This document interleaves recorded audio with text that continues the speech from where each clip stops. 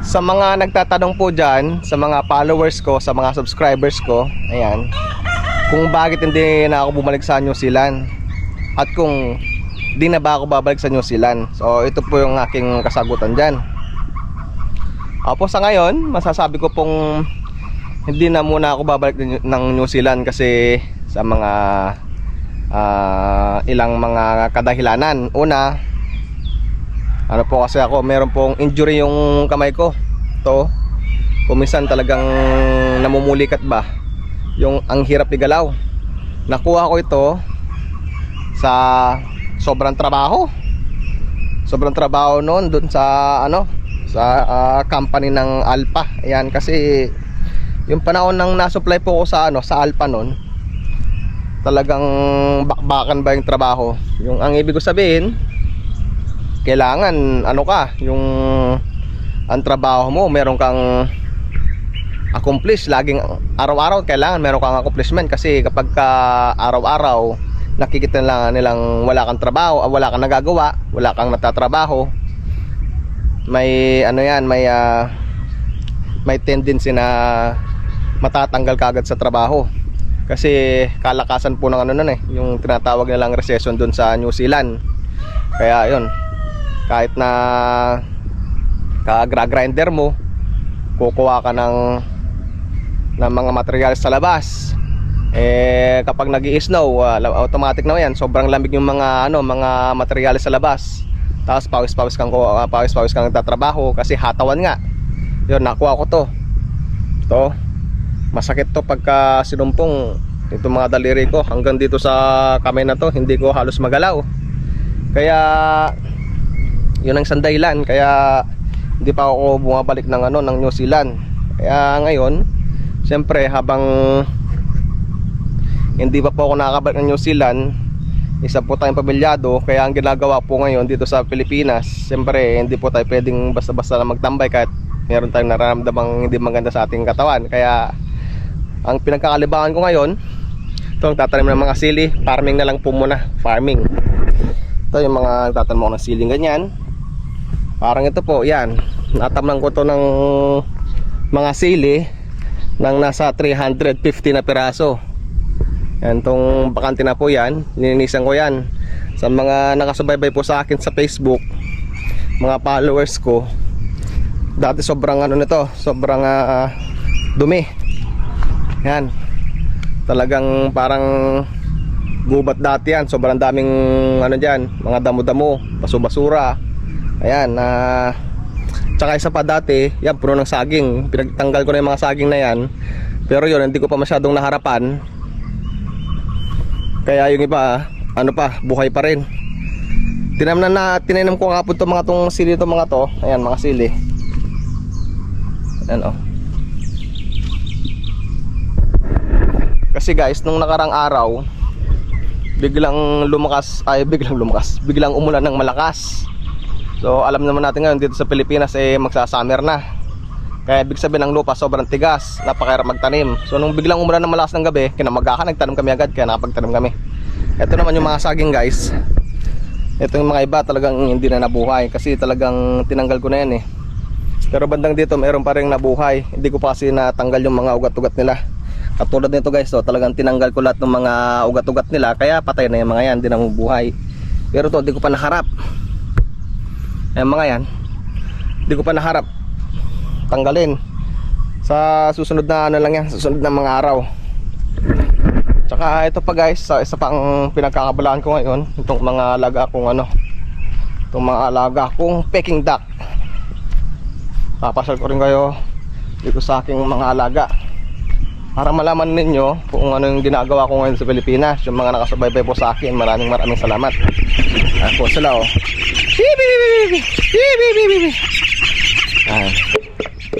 Ayan po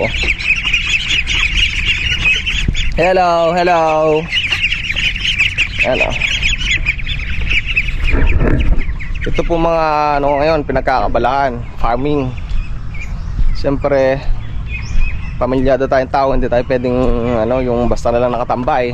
Paano na yung pamilya natin, kakainin nila, kaya kailangan magsipag-sipag pa rin tayo. So hanggat di pa gumagaling po itong kamay ko, yung totally na hindi pa gumagaling, dito muna ako sa Pilipinas. Hanggang ngayon naman po, meron pa rin akong visa, hindi pa siya nakakancel. Sa magtatanong kung babalik pa ba ako, hindi. Siyempre babalik pa po ako basta may pagkakataon pa. Basta't magaling na po yung aking kamay. Ito, may pagkakataon po kasi talagang masakit. Hindi ko masyadong magalaw. Kaya ayun, hindi pa bumabalik na New Zealand. Siyempre ang kitang kasi niya sa New Zealand guys, talagang malaki. Pero kung hindi mo ka talaga kaya magtrabaho, mahirap naman pilitin, baka madisgrasya pa. So ito guys, sa mga nagtatanong, alam nyo na po yung yung aking kasagutan kung bakit hindi pa ako bumabalik. Ayun to guys, meron pa pala akong alagang dito, bibi. Yung kanina Peking duck, ngayon bibi naman. Bibi. So guys, so bumili din ako ng ilang pirasong bibi. Isang libangan din dito habang di pa ako nakabalik ng New Zealand. Yung meron na silang itlog doon.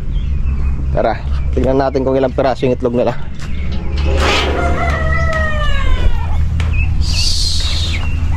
So guys, oh, marami-rami na rin to eh. Ayan oh. Marami-rami na rin ito. Sana malimliman to para dumami sila. Diyan muna kayo, huwag kayo lalabas.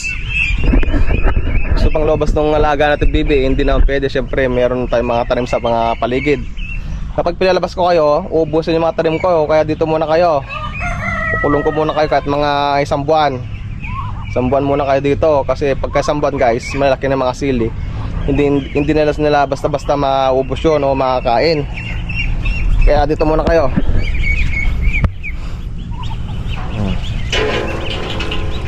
Tali ko muna to.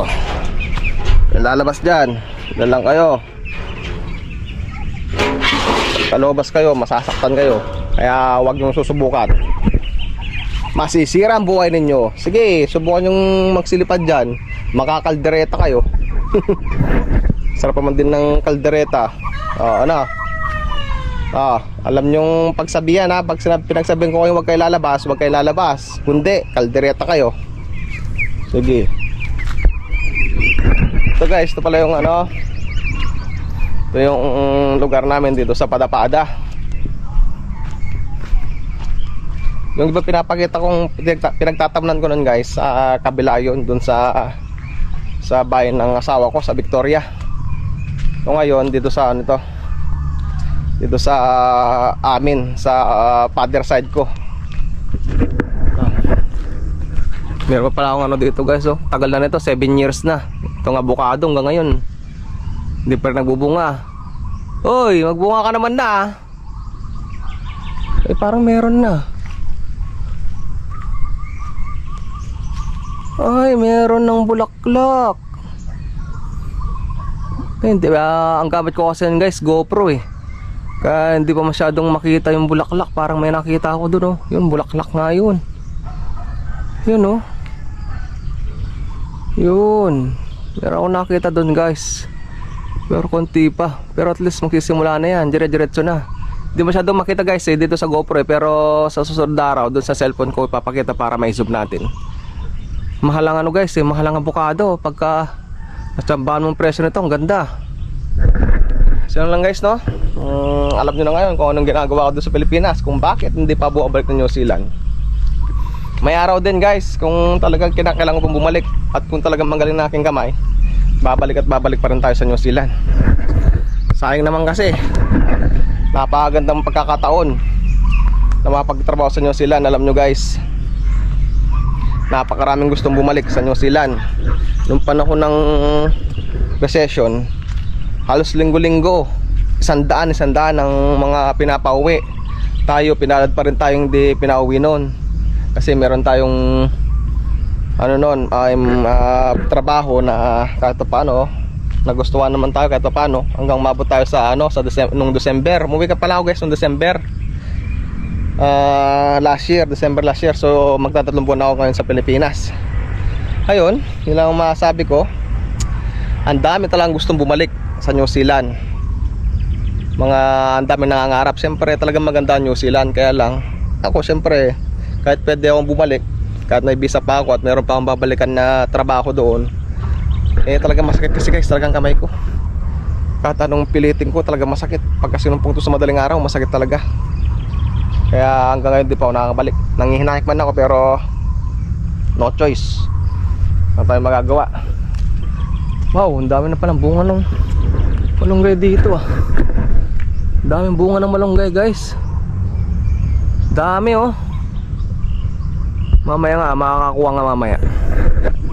Dito sa probinsya guys, basta marami ka lang tanim, masipag ka magtanim, kung di mo mamunga ngayon, balang araw, mamumunga din yung mga yan. Kaya tanim lang tayong tanim, sipag tayo na magsipag.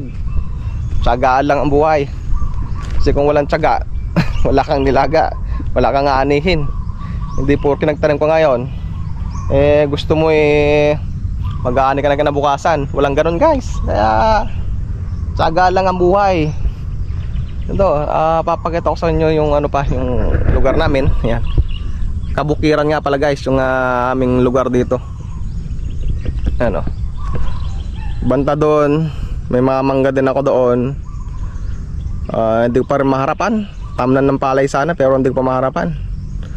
Kaya sobrang busy tayo. May pinapagawa tayong konting project dun sa tabi ng kalsada. Tapos siyempre hindi pa tayo masyadong makakilos-kilos ng mabuti. Gawa nga ng kamay ko guys, talagang minsan masakit. Kaya ngayon, pagka nagtatanim ako dito, hindi pwedeng wala akong kasama. Kailangan meron akong suporta na taga-hukay, gano'n. Yung nagtatanim, yung mismong tatanim, yun okay naman yun, hindi na masyadong mabigat yun Pero yung mga naghuhukay, medyo mahirap-hirap pa. Mga nagpuputol, masakit pa yung aking kamay. Kaya hindi ganun basta ako nakapagtrabaho.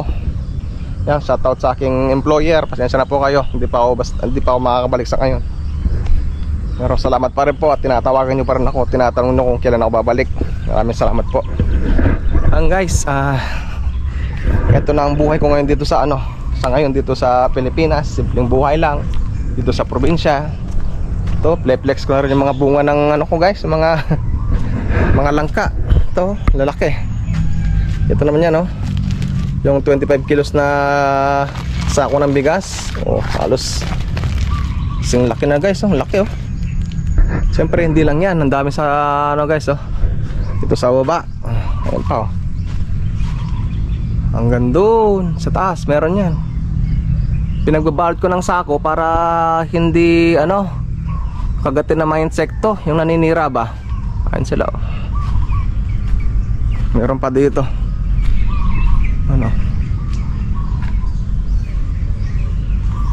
Masaya dito sa probinsya guys. Basta masipag ka lang magtanim. Simple lang ang buhay, hindi ka maarte.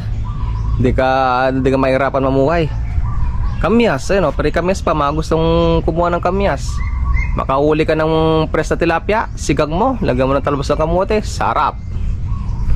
Ang daming bunga Itik na itik kalamansi. Kahit sobrang mahal ang kalamansi ngayon, ito, meron din akong tinanim na 1 pirasong kalamansi dito. Kaya kung magsasawsawan ka, di mo na problema yung kalamansi na pangsawsawan. Guys, so kung nakarating ka sa oras na to guys, tong video natin, wag mong kalimutan sanang i-like ang ating video guys. Ayan, maraming salamat sa inyo panood. Yon. Salamat ulit sa mga nagtanong sa akin kung di pa bumalik ng New Zealand. Ayan guys, nasagot ko na. Thank you very much. Ingat po kayo lagi. At sa mga bago pa lang sa aking YouTube channel, huwag niyo po sanang kalimutang subscribe. Ayan, para matagdagan po natin mga followers. Ingat po kayo lagi and God bless. See you next video. Bye bye.